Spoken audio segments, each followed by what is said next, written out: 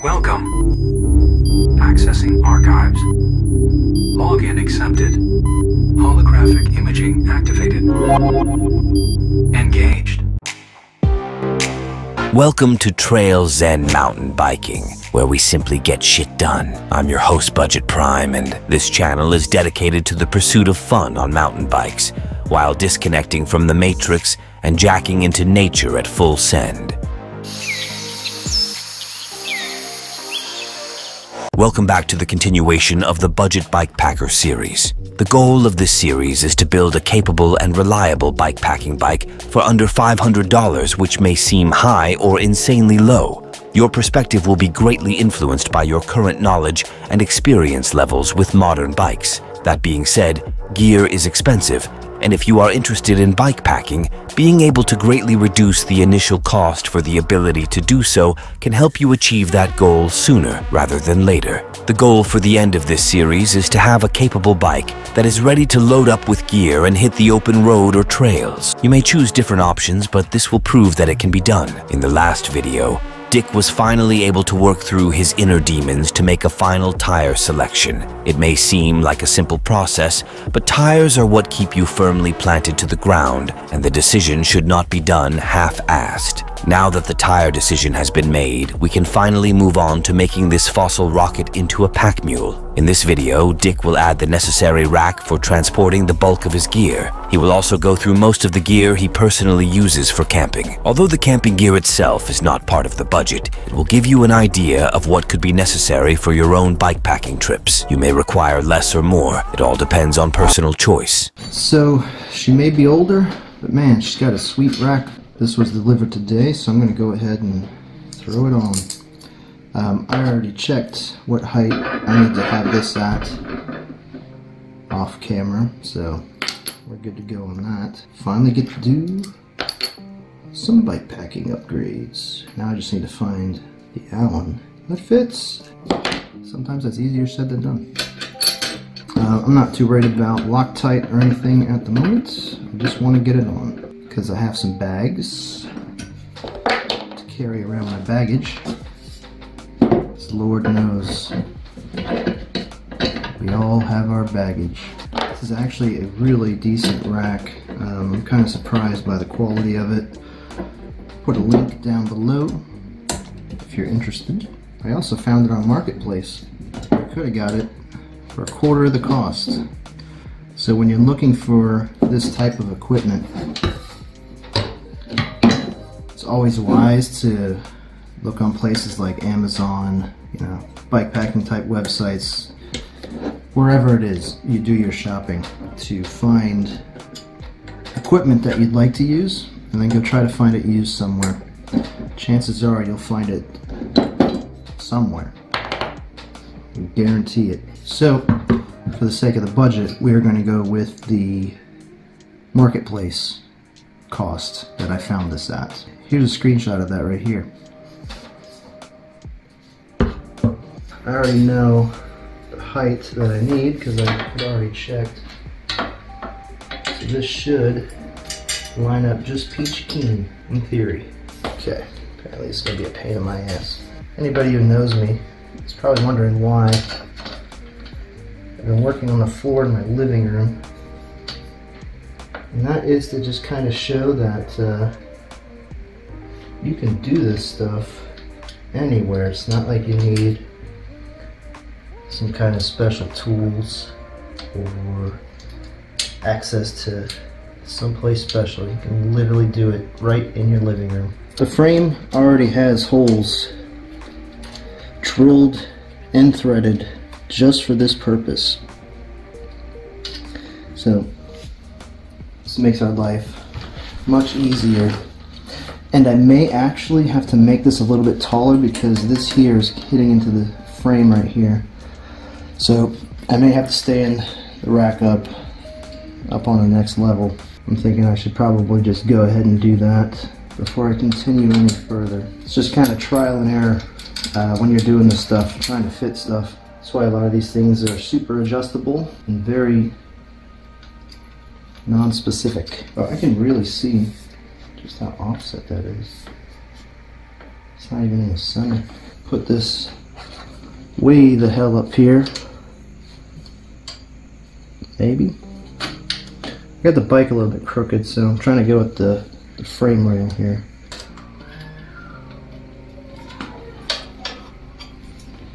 You'd think the kids next door were being murdered. I don't know if you can hear that, but they are just insanely naturally loud. It's not lined up with the tire. It's actually sitting very offset. I cannot live with that. It's not even close to being centered down the wheel. That won't work because reasons. Yeah, that really sucks. Because of this, whatever mount this is. I'm not sure what I'm going to do about that. I may just have to live with it. I mean, it's not terrible, but there's definitely an offset that my OCD is just immediately noticing. I may be able to... Dang, so there's a mount here that this bracket is hitting, which sucks. Like I said, there's like no universal way to make everything perfect. Run into some kind of problem. I really don't want to go much higher with this.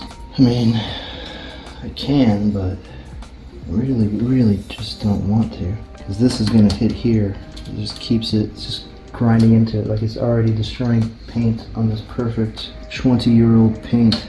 I guess higher it goes. That's fine. My bags hang really low. I already have this picked out. Maybe bags that I've used before. Once I get this all settled up, situated and figured out, I'll be back.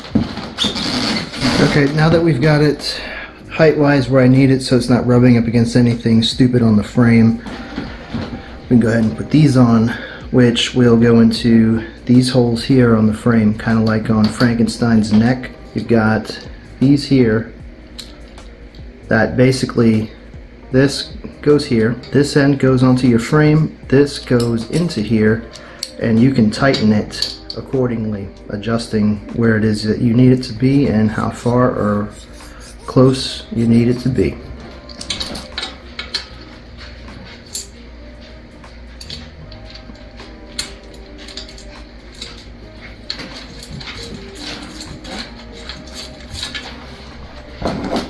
Here comes my furry assistant. What's up, Belle? What you doing? Always here to get in my face to make sure that I'm doing what I'm supposed to be doing, I guess. She's quality inspection, quality assurance, make sure everything's done right. These are in fact labeled left and right, and I am extremely happy that I have one of each instead of getting two of the same side of anything. I kind of like how that sits. It's actually perfectly level-ish. Probably stand to go up just a little bit more. You know, it doesn't have to be perfect. You can just let your OCD drive you crazy sometimes. I'm gonna go ahead and tighten this side up. Again, this is just kind of a mock-up. I don't need to go insanely tight with anything. So we'll make sure everything works the way it should and that everything is happy where it is. So I'm gonna go ahead and do the left side now. Should be interesting.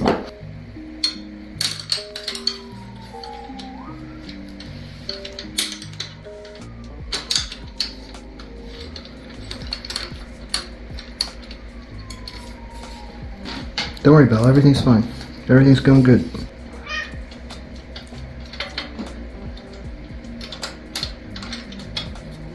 We got Opie over there. She's always willing to help me out too by knocking all my tools and screws and stuff off the table. Never a dull moment. Anyone who says dogs and cats can't get along just doesn't know the power of the pack. I just have to share this with the rest of the world. Oh, too late. Damn it. Told you, they're camera shy. When they start acting not like dogs and cats should, and break out the camera, it's gotta end. They can't let the world know. Oh, it's hilarious. Damn wildlife documentary in here. Every day. Okay, man, the rack is installed. This is a pretty hardcore rack. It's much better quality than I thought it would be. So that's a pleasant surprise. I like playing with a nice firm rack. I don't know about you. This rack works perfect. Hi, Oak. Why don't you just knock it over? Why don't you just knock it over? Excuse you. It's not always about you, Oak. I swear it's not. Okay, so before I get into everything being loaded up on the bike, I'm going to go through with what is actually being loaded up onto the bike. And what, in my opinion, are the absolute bare essentials to go on a bike packing trip. First off is a quality sleeping bag. I mean, it doesn't have to be the greatest sleeping bag, but it does have to be portable and actually have some decent kind of performance. Now, I don't go camping out in the middle of the winter time, so I don't really need a very thick Sub-Zero sleeping bag. This thing has been more than adequate. Keeps me warm when it's relatively chilly, and it's not too warm in the summertime when it's hot, humid, and disgusting outside. Actually, this should have been first, but for some reason it got overlooked when I was going through all my stuff. And that is a tent. You don't gotta go full ham on a tent, to be honest. This thing was relatively inexpensive, and compared to other tents that I've used over the years, I'd say it's comparable, and I've paid much more for the tents over the years than I did for this thing. Simple tent, you don't need to go full ham on it. A one-person tent, unless you're traveling with somebody else, or multiple people, whatever. If you like doing the whole shared accommodation thing, so be it. I'd like to have my own little one-person tent though. Or you could get like a hammock.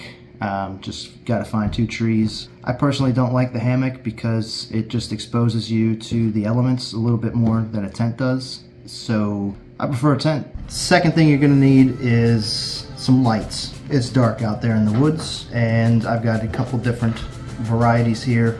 This one actually came with a little clamp that I can mount to my bike helmet, and overall is just a decent quality rechargeable light that I typically take with me. This right here was the cheapest black diamond that I could find that was rechargeable, and it's just got a lot of cool really features, like having a memory, so I don't have to cycle through 8 different settings. It basically, where I turn it off at is where it starts again when I power it back up, which is nice. This is a new addition to my gear, and as you can see, hardly takes up any space. This has been one of my staples for a very long time. I have loved this camping lantern forever. I pretty much bought it when they first came out, which was a long time ago. And if you watched one of our last videos, I talked about how when I took it apart, it was full of battery acid. Well, the cool thing was I was actually able to find a bottom that's actually magnetic, so it's an actual upgrade, not just an OEM replacement. So I was able to salvage it, which I am extremely happy about. This thing has just multiple different ways you can hang it from something. You know, you can even take this off and just use it as a flashlight if you wanted to. But it floats, and I really love this lantern. It's like my favorite lantern, even though it takes 3 AA batteries. Just don't leave them in there for too long and fill it up with acid like I did. This is the updated version of that lantern. It's rechargeable, and it has pretty much all of the same mounting points, aside from being able to take this piece off. Instead, they incorporated a light up onto the top here, so you can actually use it as like a spotlight to light something up specifically, a lantern, hang it up, and use this as a dome light for your tent. Either way, as you can see, it's much smaller, so it's a lot more compact. So this will take up much less space than this one does. I'm still probably going to take both of them because I like a lot of light while I'm out there. Next up is just kind of common sense to me, and that's the basic of basics of first aid kits. You can get trauma kits and all kinds of other things as well. I usually have a belt on me, so I can use that as a tourniquet if need be. But this pretty much has everything that I would need. Any kind of average injury that you're going to face out there, aside from losing a limb, and if that's the case, well, you better hope you get some emergency services fast. This is the absolute bare minimum. I mean, if you're going out into the woods, it's just stupid to not take something with you. The next essential is obviously food, and I've got a couple different things here that I use. Mainly this older version of the MSR, Mountain Safety Research rocket stove. I've used it quite a bit, and it's just always worked flawlessly. Get yourself a fuel source here, pop the top off, screw it on there, and you got yourself a nice consistent flame. So there's multiple ways to prepare food while you're out there. Some people like to take food with them, you know, like meat, vegetables. They actually like to cook out there, like an actual meal. Me, on the other hand, I am all about the convenience.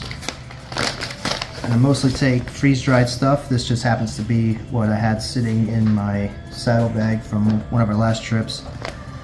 Being the prepper that I am, I literally have months worth of food that is not going to expire for the next 30 years. To prepare this, it's about as simple gets. I equate it to microwaving in the woods. You just take something like this here, you fill it with X amount of water, potable water, not garbage water. Throw it on your stove here, and you boil it. Then you take said boiling water and you add it to the bag. And you have a meal ready in usually about 10 to 15 minutes. It's about as easy gets. These aren't too expensive. I'd say they average about $8 a meal, maybe 10 depending on where you're at. What's cool about this is I can actually fit my fuel source straight in there. So it takes up even less space in the packing process. I can actually fit this in here too without this case, but I never do that. Now, if you're actually wanting to be one of those psychos that prepare meals out there in the woods, you can grab yourself a nice mess kit. This one was actually relatively inexpensive. I literally just got it, and we're actually going to try to make it a point to take some steak with us on this next trip and some other type of actual real food while we're out there, which I've done before, but usually when I'm camping in the past, it was basically out of a car, RV type camping, I guess you could call it. So you're never that far away from your car, so it doesn't matter how much crap you take with you. So you can take a big giant cooler full of food and you just cook it on the fire and whatnot. But when you're backpacking, that was a big transition to me. I've traveled a lot internationally for months at a time. I've done a lot of motorcycle tours where I'm traveling for days, weeks at a time. So on our first trip, it was kind of a trial and error process, and that was trying to figure out what exactly we needed and what wasn't needed, and how having something too heavy is just stupid to take with you. So, you know, all that aside, getting back to this, so we would like to find a way, and I'm still working out the bugs on being able to take some actual meat and eggs out there with us. But you know, it's the same process. You take your stove, throw it on there, and you know, you throw your meat, steak, eggs, whatever, you know, in the morning, and you just, same thing as you would at home, you're just cooking it up. I wouldn't mind doing like a nice steak stir fry or something, but that's going to be Andrew's responsibility. He's the chef now.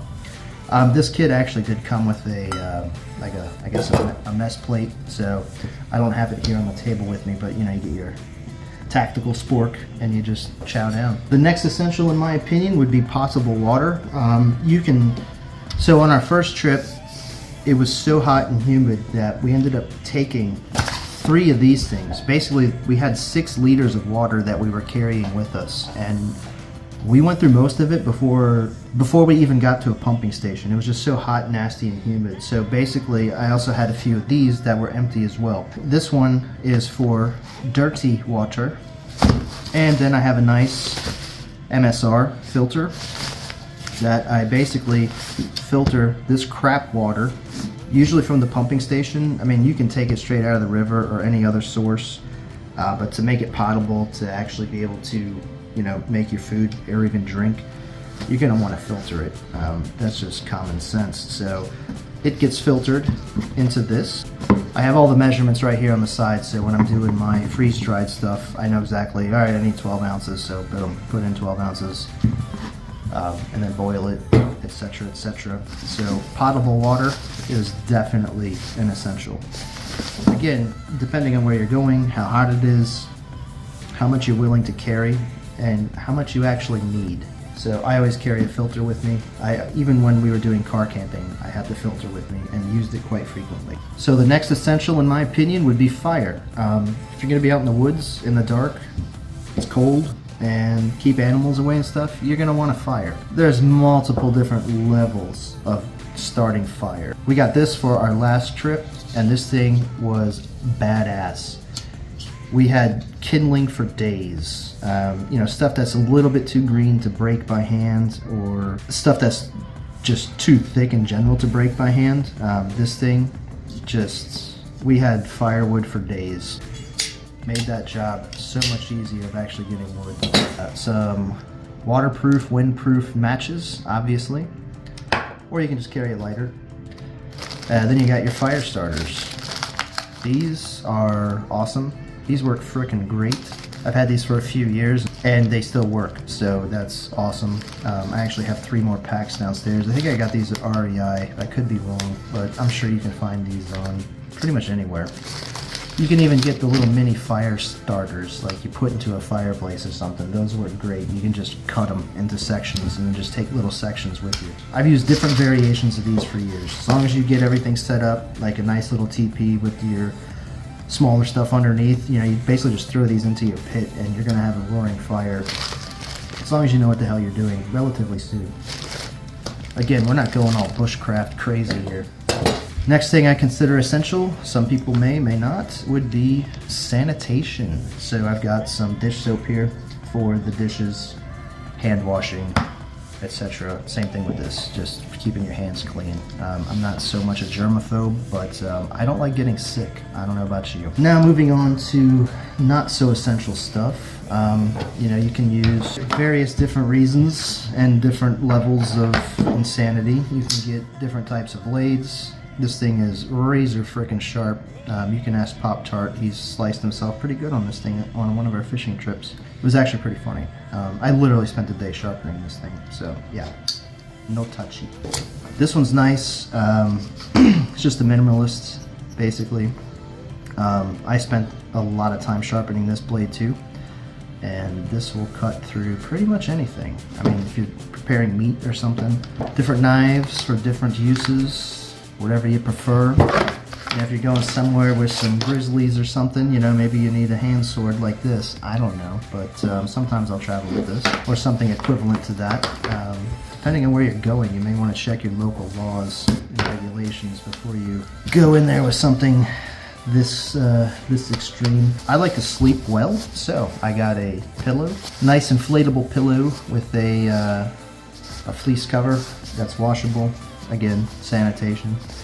Nobody likes, well, at least I don't like crusty camping gear, that's for sure. Isn't so much essential, but you're gonna rest your head on something. It's gonna be a rock, some clothes, a backpack, or I prefer a pillow. I am still trying to find a better one of these, and that's an inflatable mattress, because the ground's hard, and sometimes you'll find rocks and roots. And after a long day riding a bike, I just love to kick back and just lounge out on a nice soft surface. Although this thing works really well, this is as small as I can get it because it's got a foot pump. So I'm actually trying to find one that's the same thickness as this one, but doesn't have that foot pump, so I can fold it into a much smaller space, because this just takes up way too much space. But until I find that, I'm still gonna keep using this. Paracord, because you just never know. Typically what you'll want to do if you're in bear country or something like that is to kind of set up a perimeter with something like this. Not so much a tripwire, but you're going to rig it with bells. We have black bears around here, but most of the time they're not going to bother you. But if you're somewhere with like grizzly or